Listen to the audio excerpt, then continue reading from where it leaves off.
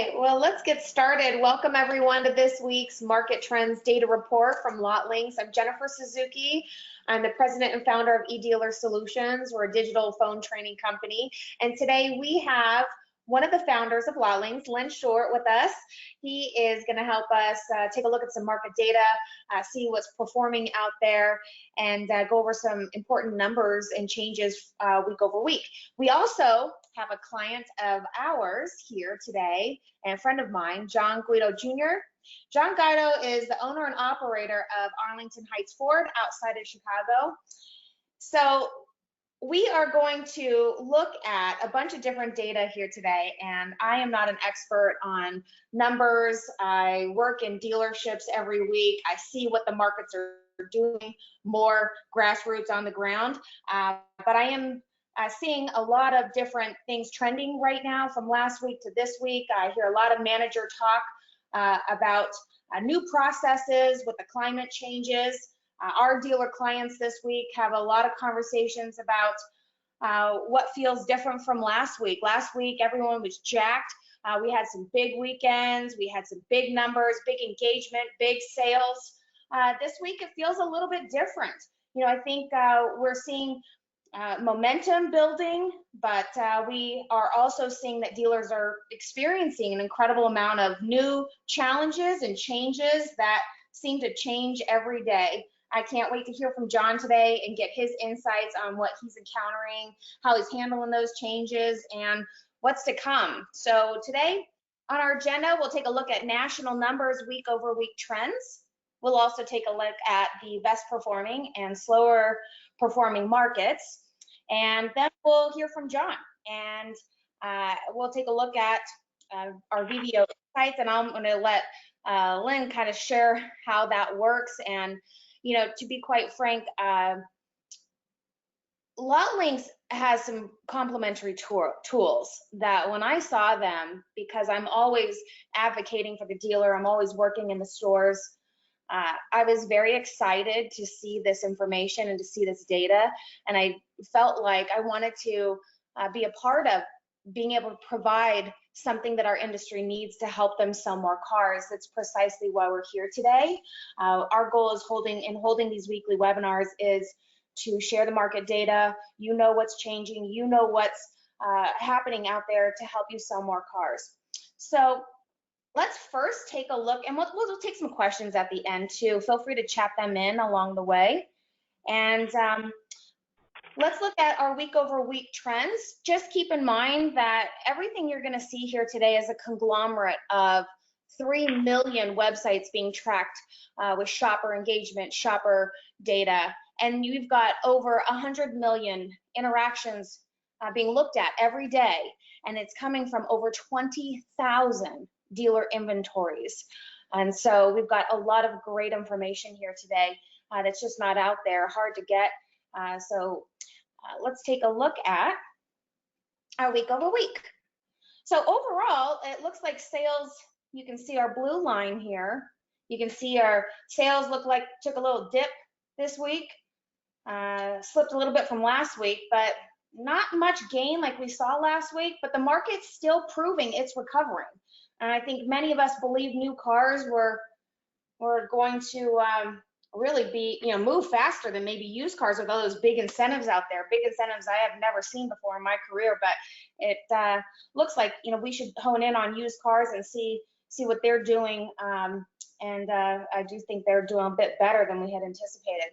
So, you know, I'm going to turn this over to Len. He is our expert in the data. If you could share with us, please, what we're looking at here on the screen. What's the black line mean to all of to shopper volume, engagement, volume, and sales that we're looking at? Thanks, Jennifer. So what we did here, our platform, which is a precision retailing platform, lets dealers execute specific, VIN-specific strategies to, you know, optimize turn or price. It does that based on a massive data set. We've spent a decade integrating into the supply side, so we know exactly what's in market, how it's turning, what is priced at, what the traditional volumes, seasonal volumes are, so on. So we sort of know the supply side of the equation. And then the demand side of the equation we're integrated, completely across the automotive digital universe, looking, watching customers as they enter the market, click around in different sites, do research, move down the funnel. And we use machine technologies to sort all through that, and determine who's a real buyer versus who's just kicking around, and how that buying process is progressing right down to the lot level, the brand, the model, and in a specific market.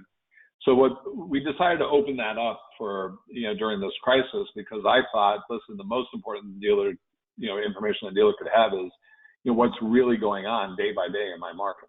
We're all trying to make difficult business decisions about how do we play this, and how do we respond, and we don't want to be looking at trailing data. I found myself looking at obsessively at the COVID case count every day, and these the Johns Hopkins and these different sites.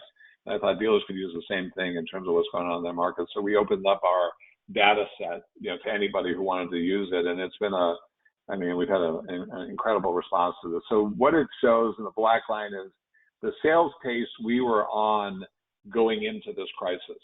So remember, that's late February, early March. It was a good March, and we were at a pretty good pace for March. But seasonally, the first quarter is always lower. The sales rates, as you all know, move up and down throughout the year.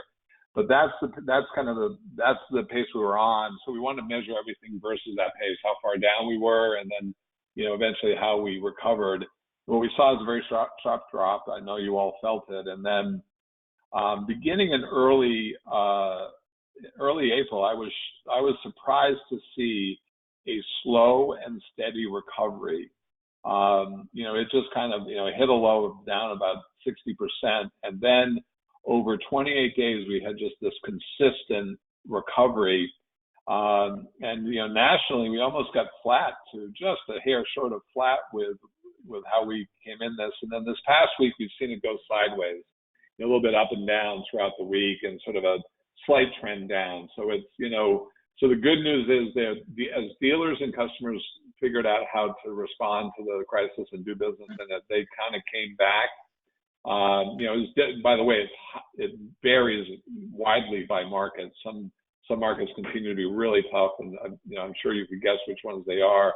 Other markets weren't affected very much at all. A lot of markets stayed above the, continued to sell cars as usual, throughout this thing. So, but in that, and you can go to marketreports.lotlinx.com if you want to click around and look at your specific brand in your market and, get, all of the data. But one of the things that's been interesting to me this week is the strength of used cars. A lot of noise in the marketplace about how hard that was going to get hit.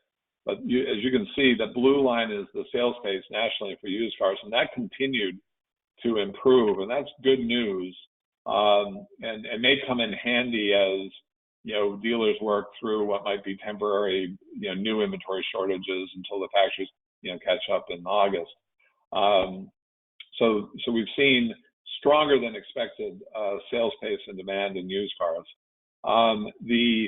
The orange line shows the true number of buyers in the marketplace. You can look at your website and say, I'm getting a lot of clicks, but there's a big difference between online activity and who's actually ready to buy, and our machine technology sort all that out. So demand has been running very strong, and there was this increasing gap between the amount of people who intended and wanted to buy cars and how many cars were being sold. That was because they couldn't follow through those purchases. But as you can see, those lines are starting to come together where they should be. They should be kind of running, in parallel with each other.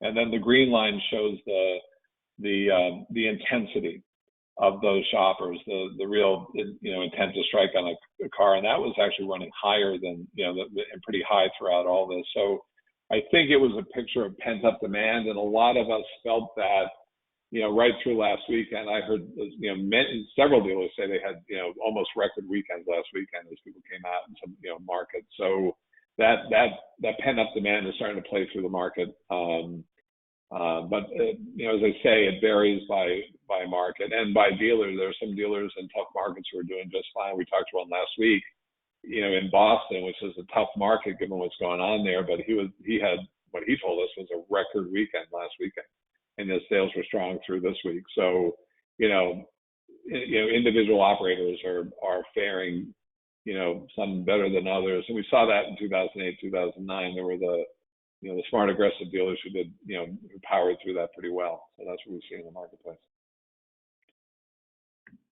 So next slide. Okay.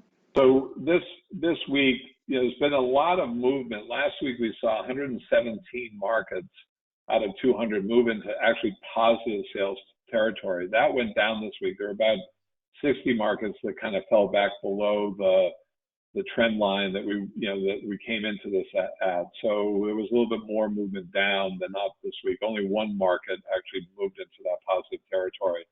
We had some big week over week movers. This change. It was good to see a lot of Pennsylvania markets kind of make big moves as that market moved up. It's good to see Detroit coming back. That's been a tough market to operate in. And Reno had a hell of a move. Week over week, you see almost 85% week over week. So a lot of variation and volatility as you get down to the market level. Next slide. Take a look at Detroit. Mm-hmm. Yeah, so here's Detroit. It was down and it's kind of grinding back. But I think there's a little bit of pushback in Michigan. I think we've seen on the news that people are out there determined. The American consumer is determined to keep moving. And thank God for that. So we're seeing a little bit of recovery in the Detroit market. And later on, I'll show you some specific data for a dealer in Detroit and see what he's doing. Next slide. Yeah, and then there were some markets that were continued to move downward. Here's a list of them, and you can get this all on that market report, LotLinx.com. You can get the full data set. But still some challenges in Illinois, which John can talk to a little bit more. But Texas markets having some headwind this past week. So it's still kind of a rolling recovery or rolling recession, however you want to look at it. So next slide. Yeah, so here's Austin. So Austin took a move, kind of a sharp, was doing really well a week and a half ago. And then it kind of has been through a bit of a dip. So as I say, I think we've kind of, largely a lot of these markets are rebounded to close to or even above the pace that they were at, but that's kind of moving volatily and sideways right now, pretty much universally. So we're going to see ups and downs as we kind of move through this. But markets are starting to open up, and that should give us a little bit of a tailwind, hopefully over the next couple of weeks, and we'll start to see more, resuming that upward trend that we saw for almost a full month, coming into a week ago. So next slide. So Jennifer, over to you. Yeah, I was going to say, let's take a look at John's market. What do you see in here? A lot of engagement. Yeah, this is, as I said, you can drill down to market and brand specific. So we're looking at what's happening in Chicago, which is, Chicago's a tough market, but the Ford dealers are doing well there. And I think, just talking to John before we opened up the webinar, he's one of them. He's doing, really well. He'll tell you more about that. But what's interesting to me is you can see that gap of pent-up demand, the orange line over the blue line, that's starting to come together. But look how strong the intent is. Yeah. That means there are still a lot of people who are, highly intent on buying cars. I think it's going to be a good market for Ford, at least, for a while in Chicago as people get to go out there and follow through with their intent to purchase. So I think he's in a good circumstance that probably should continue to improve. I'd be looking, if I went to that site and looked at my market, my brand, I'd look at the variance between, these lines, and, most markets, demand is still running ahead of the actual sales. It's just harder to buy a car. So that's going to play out, and those sales are going to follow through. I'd be interested to hear what John has to say about what's going on in his market. Well, let's introduce John. For the listeners, John is probably seeing this data for the first time, not a LotLinx client, but He's got his finger on the pulse. He's out there every single day. And now that you've seen some of this data, John, and you've seen your market, how are you doing in relation to what the data is showing us for Chicago? Well, I mean, I think these numbers actually hold true to definitely what's going on here. I mean, I see the sales numbers around the region, and there's a little skepticism on who's doing what. So we see numbers on a weekly basis or twice a week as far as sales numbers. I can tell you what's going on at our store, though. We are definitely seeing an increase in engagement. We had to move our BDC, and I was telling Jennifer earlier, we had a separate BDC. We moved our BDC up to the desk because we were seeing so many more customers that were wanting to get a little deeper into the funnel, whether it was through one of the online tools with AutoFi or just over the phone. So we made sure that our managers were involved early and often, and then we needed to make sure that we were changing the conversation. So as opposed to setting up that, get the information, let's set up an appointment, we changed the conversation over to a little more empathy to what's going on in the marketplace, what's going on in their personal situation, how, what point of pain are they at that they're trying to get out of a vehicle and get into a new vehicle now. And, those kind of things for us have worked really well. We are almost flat from last May, which I'm really happy with. But it's just a matter of taking a look at where the customer's at, talking to them about the incentives that are out there, obviously, putting our safety measures out, in the forefront by sending them videos, and we're attaching links to everything that we're doing in the store to make sure it's a safe process. But we're doing a lot. I was telling Jennifer, almost half of our new car deliveries so far this month have been off-site. Wow. So we have a little bit of a differentiation. We have our regular traditional sales pros, and then we have some product specialists that, similar to like an auto show where you have people that just go through presentations, demonstrations. They'll actually go to the customer's home and or work if they're working and do a presentation that's a world-class presentation and do a real big value dive for the customer. And it's worked out well for us. And again, we're grateful things are moving forward, and Ford incentives are the best I've ever seen. Been doing this for 35 years. I don't like 84 months because it pushes people out too long, but I think that message at least gets people interested. And the product, we still have product. So speaking of that, I mean, are you seeing an increase in your lead volume? Because we see a lot of engagement here. Are you feeling that? Absolutely. Last month it was down, quite a bit. Mid-month, obviously it plummeted because everyone was just looking around to see what was going to happen next. But we are seeing lead volume as up, and that was why I needed to bring back a few people that were furloughed just to be able to handle the inbound internet leads and the phone calls that were coming in. So yeah, definitely we're seeing an increase in engagement. I would say, speaking to our clients this week, the vibe definitely changed from last week. And I would say, I'm noticing a lot of furloughs coming back. Really happy to see that. It does, create some role changes, and I'm seeing these challenges present themselves with our clients. And you're saying 50% of your business as of now, is being handled off-site. It sounds like you're making some changes internally with where people are located. I love that. Desk managers getting involved in all of the leads that are helping BDC out. Sometimes they can't handle all of the conversations that people want to have. It's hard to talk trade, but getting managers involved early on, love all of that. I'm wondering, what are some of the challenges that you face with delivery, pickup and delivery? I'll tell you, I'll just put this out here. Most of our clients are East Coast, New York, Jersey, PA, and they've had to do a lot of deliveries. But I'm feeling this week where things are settling in, and I'm sensing this fear of, well, dang, we just changed all of our advertising. We had to go hard on pickup delivery to stay in the game, and is it really cost effective? I mean, most of our dealers are like, wow, man, I don't know if we could be offering this to everybody. Now we're checking our insurance. PI's gotta have bigger policies. Do we outsource those processes? Do we try to, hire internally? So have you faced any of this, or is this even a factor for you? Well, honestly, fortunately, a couple years ago, I graduated from the NADA Academy, and we started doing the at-home presentation demonstration thing with product specialists. So for us, it was just a little bit more of a ramp up to what we Okay. were already doing.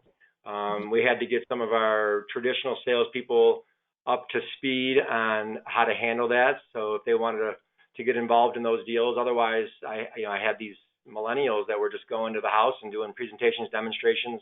But now I have my traditional salespeople that they want a piece of the pie too. So they're doing it as well. So we're spending a lot more time on training, and it's more of a BDC type training when we're talking about engaging with the customer online, but also doing that at home delivery. We really haven't seen a big expense increase because we were doing it already.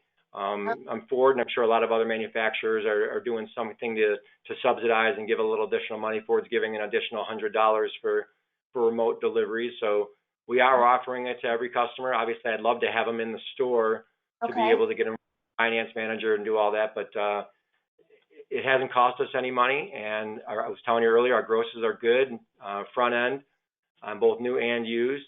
So process is working well. So have your grosses gone up? I'm wondering. You're doing a lot of special services. Have I wouldn't say that they're necessarily going up, but they're right at where they were before, which was, if you ask for it, our grosses are too high, but they're never too high.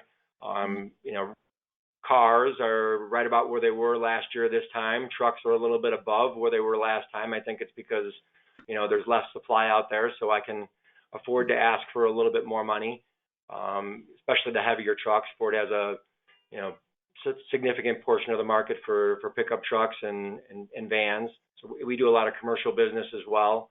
So if people are in the market, it's a great time to do that. And I think that's why Ford's seen a bigger increase on a lot of the other brands. Yeah, they sure have. I'm wondering, so another thing that I've heard a lot of our clients talk about this week is, okay, now we're trying to get dialed in on our finance pitch, our process. You got 50% of your deals off property. How are you handling finance? Is it now, are you doing more deals? Are you seeing less trades? Are you seeing more trades? What's the pulse on that for you, and how are you handling? Because my client's biggest challenges with finance is, being able to pitch the right products. I mean, once the deal's done and the customer's not there face to face, it's how do you get those products? Are they buying it? Is it help us navigate that? So I was talking earlier, they dipped a little bit as far as the per vehicle retail for finance. I think part of it's because you don't have that face to face. We do use a solution. It's a dealer video solution where my finance manager will actually send a video to the customer, letting them know that they'll be doing all their tax and title paperwork, and there's going to be some products that they're going to want to talk to them about. So prior to doing that delivery, we usually try and get them on the phone and talk through some of the things that they can do to protect their vehicle as well as the loan. So we are seeing a little bit of a dip in it. We're hoping that comes back. We know that the customers do really enjoy the video end of it. I mean, for us, it's all video. We are sending videos of cars. We're sending videos of the appointment. Jennifer sent out a great little tidbit for appointment setting so that the customer knows when if they do plan on coming to the dealership, what they're going to experience, who they're going to see, the things that we talked about. And we're doing all of those things. And when the customer walks in the door, they understand what they're going to expect. If they do come into the dealership, and if we're going to the house, we show videos of what that's going to look like when our people go to the house, and they love it, and we're finding a way to make it work. So I think this trend's going to be with us for a lot longer, as far as the off-site pickup and delivery for both sales and service, because we're doing it in service as well.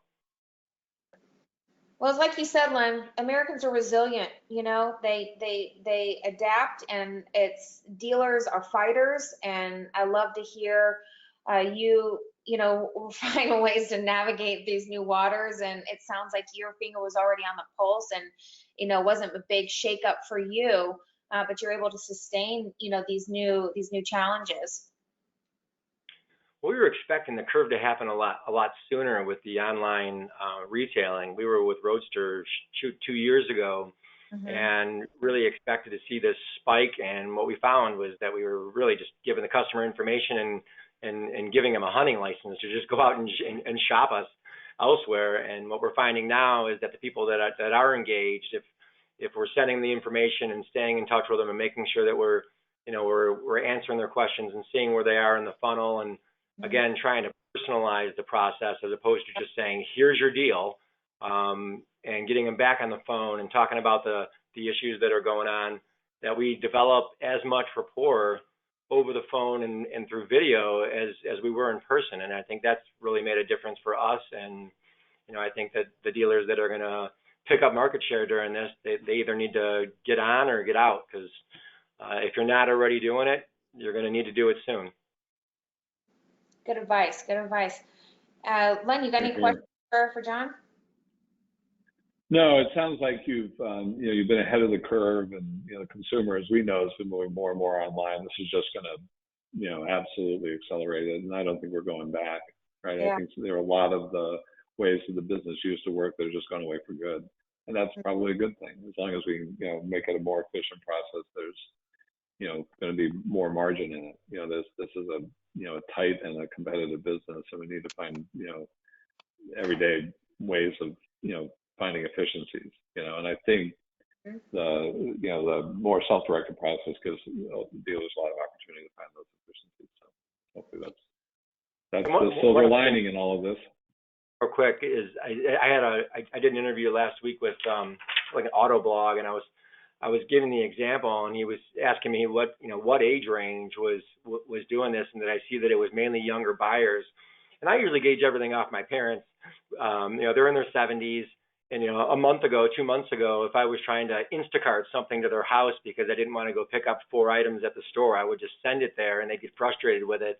And, here we are in April and May, and they're on their phone ordering food from Grubhub every night, right? So I think everyone's had to adapt and find different ways to do it. And when they realize that it is simple, it's efficient, and if the customer service is still there, why wouldn't they, right? I mean, who wants to come into a dealership and spend 4 or 5 hours when they can do most of their stuff online and then come in? And those customers that still do come into the dealership, which is, we welcome that. It's an extremely safe environment.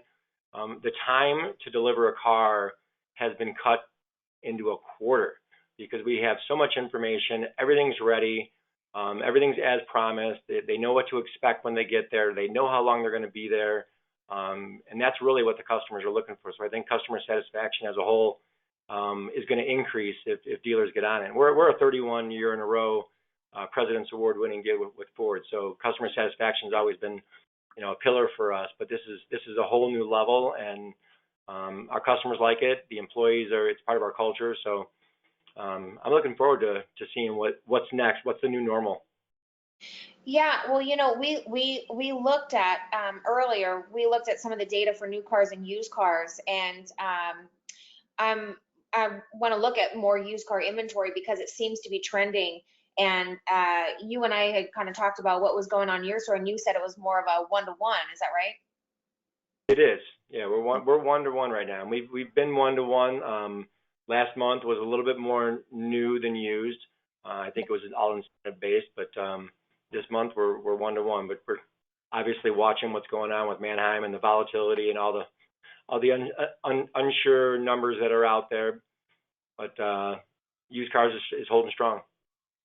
Yeah, I think that's what we're starting to see here. As a matter of fact, we're looking at one of their software programs, VVO, and this is dealers inventory here. I want to kind of turn this over to Len. I think this is what gets me really excited as we start to hone in on our used car inventory, looking and seeing, what are your vehicles being, displayed? Are people looking at them? Can they see them? What are we looking at here? Yeah, so we have a tool that we developed a couple of years ago that's become a secret weapon, a favorite of our dealers. And it kind of flips the whole thing on its head. We tend to think about advertising in terms of the media. Like, oh, where should I advertise, Facebook or Google? And this starts with the car and says, hey, what's delivering views to this car? And, what we've found and what dealers know is that, if a car's getting viewed or shopped, it's going to move. And if it's not getting viewed or shopped, it's not going to move. And so the correlation between, driving shoppers to specific inventory and then your turn rates and ultimately your gross is absolute.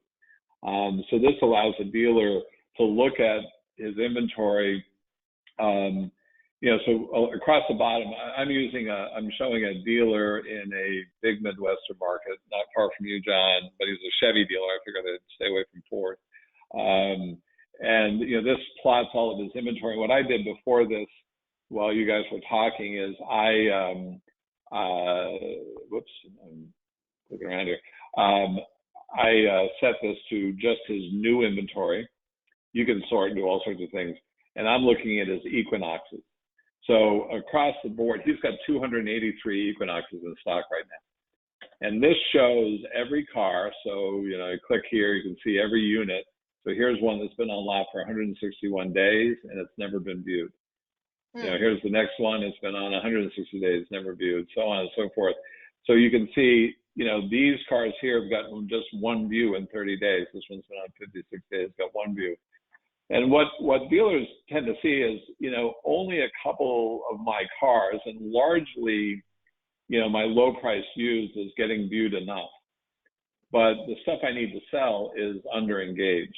And the good rule of thumb, that's what this red line is 30 views a day, 30 views a month. So basically a view a day. If you're reaching that pace, then your cars just, start to turn optimally. And so this allows the dealer to say, okay, what's delivering to this set of inventory?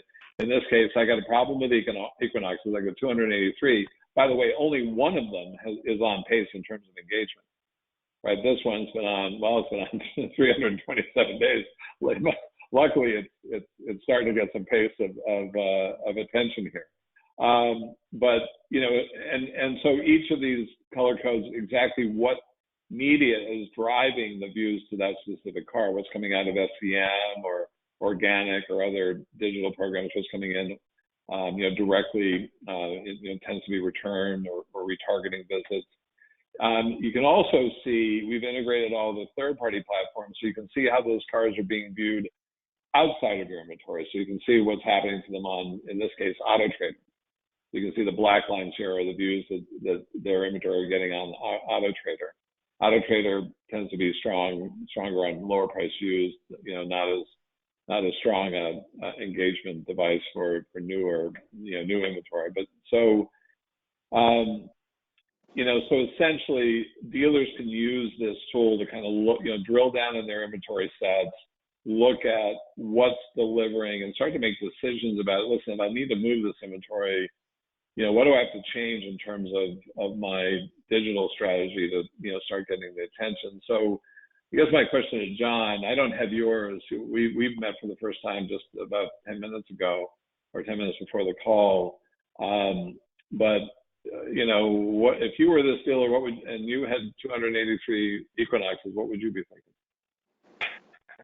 I'd be trying to figure out what we're doing wrong to not get as views, and where my money's spent on the bottom down there, because there's probably a few of those sources that I don't need.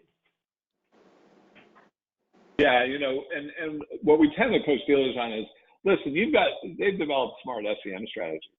So it's not that SEM may be good or bad for the dealership, but in terms of moving these Equinoxes, it's not getting it done.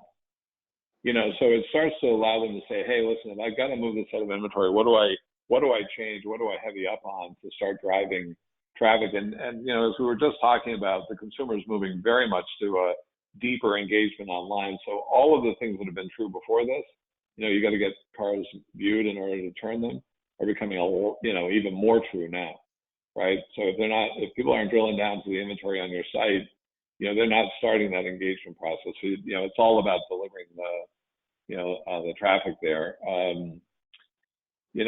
So yeah, I think this, Detroit's a tough one. This is Detroit, by the way. Detroit's a tough market there, but you can see, and maybe the Equinox is a tough car. I was surprised to see, we load in incentives here, so you can sort and identify, for instance, the incentives that there's, either dealer cash or consumer cash, and a lot of dealers use the platform to say, hey, listen, there's incentive money out there on this inventory. I'm going to promote it. I'm going to drive traffic to it because I want that's going to drive transactions in my market. I want to get my share, or maybe even better than my share of those transactions that are going to happen, underwritten by the OEM, so they can sort, and then from this, and on our platform, they can execute. They, basically can say, all right, I want to promote every car that's got no views, and then essentially, drive a VIN-specific promotion on that set of cars, and move very, it makes it all pretty easy for them. But anyway, this is not a pitch for LotLinx. I don't want to make this a pitch for us at all. This has just been a very valuable tool for our dealers, and we wanted to open it up just in the spirit of helping everybody make the best decisions they can with data to anybody on the call who wants it. I promise you, I give you my word, you will not get a sales pitch from us. If you want this, just raise your hand. One of our tech ops people will set you up. It's a very simple process to get this integrated into your dealership. You just basically give them a couple of pieces of information to get this live for you. If you want some a little bit of instruction on how to use it and how to get the most out of this, they'll be happy to do that. And you will not, this is not a come on, this is not a lead trap. You will not get a pitch from us. I just want to, I know personally how many dealers have come to me saying, oh my God, I knew it, but I never could see it before. And this thing has changed how I look at my inventory and how I make my decisions. And I think right now, dealers are working through, hey, listen, if I'm coming back, what do I come back with? I got to spend my money smartly, and I've got to drive transactions with every dollar I spend. This is an excellent tool to, start making those decisions based on real data and real sets of inventory in your marketplace. So I'd encourage you to try it out. Again, just raise your hand. We will not, hunt you down. We'll just get you set up and let you use this. And any questions you have, we're happy to answer them. I just think I know that it's a secret weapon for the dealers who use it, and I think you'll like it if you try it.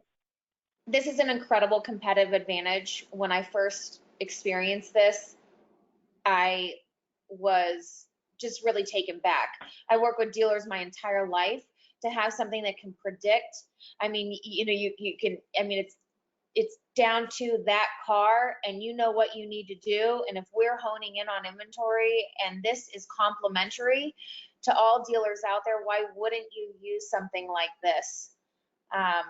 Well, I'm not a sales pitch for LotLinx, but I think this is a free tool. I can see the value in it, and I hope people take advantage of using that at this time. Yeah, I just clicked on his used inventory just for instance. They're doing better on used, by the way, and that kind of is our theme for this week. Used is doing better than we thought, and what people were predicting. And so you can see he's got a little bit better fill on used. If you click on Auto Trader, you can see Auto Trader supports used a little bit more consistently. Cars.com, that's even stronger for this guy. What the number one thing dealers will do is they'll look at their top engaged cars, and they always say the same thing. Hell, I don't need to promote that car. Look at it's eating up all my budget. But in this case, it's a markdown. He's already marked this thing down $2,100. It's a 2017 Silverado with 59,000 miles. He's advertising at 24.8. So that tends and used to get a lot of attention. What you got to worry about is the stuff down here. This car's been on lot. It's in a Ford Escape. John would do well with that car, but it's been on lot 74 days, and it's not getting viewed, and he's got to move that unit, right? He doesn't want to be sitting on used inventory 74 days. So this thing could use some attention, some eyeballs. The buyers are out there. You just got to get them to your inventory. That's it. That's it. And that's what this thing does. And it does change. Listen, when you start thinking from the inventory out, and I know that dealers do this in every other aspect of their lives, right? I've walked on lots with an owner with 3,000 cars, and he can pick out the incentive units pointing at them. So everybody knows what they're holding. Being able to start driving your digital strategy from that point of view, like what do I got? What do I need to sell this month? What do I need to move in order to make my numbers and execute my strategy for the month? This ties those two things together, and it really changes the perspective, and it brings it back to I think the core disciplines of the good car business, and that's why dealers like it. Again, I encourage anybody who wants to try it, just ping us. We'll set you up. I think you'll like it.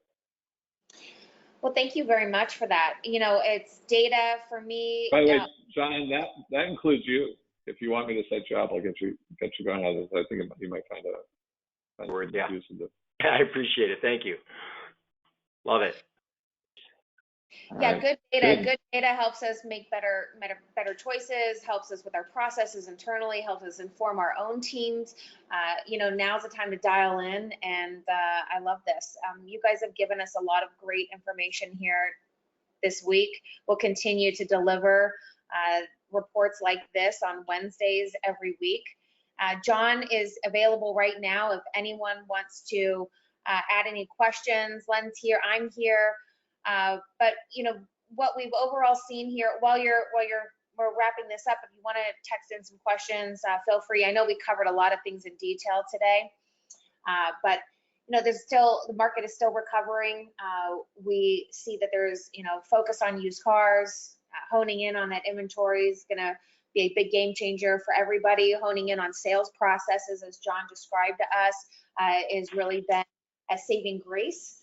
A lot of changes, a lot of challenges out there. Let's keep the conversations going.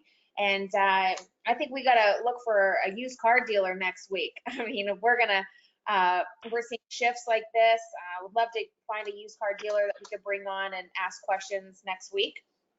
And John, really appreciate. Yeah, I have an idea about that. Yes. I have somebody that I think hopefully will do a really outstanding, really the best I've ever met in the used car business. So hopefully we can get them to join us next week, talk about what's going on in the used car world. Well, I have all the faith in you, Lynn.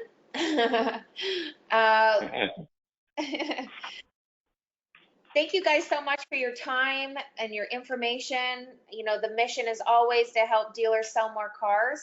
And any questions, feel free to email it to us. We'll see you back. Thank you, John, for sharing all of that, and congratulations on what you're doing over there. I think thanks, sounds like John, and you're really winning. We'll talk offline for sure. All right, sir. All right, thank you. Thank you, guys. Thanks, Jennifer. Yes, thank you.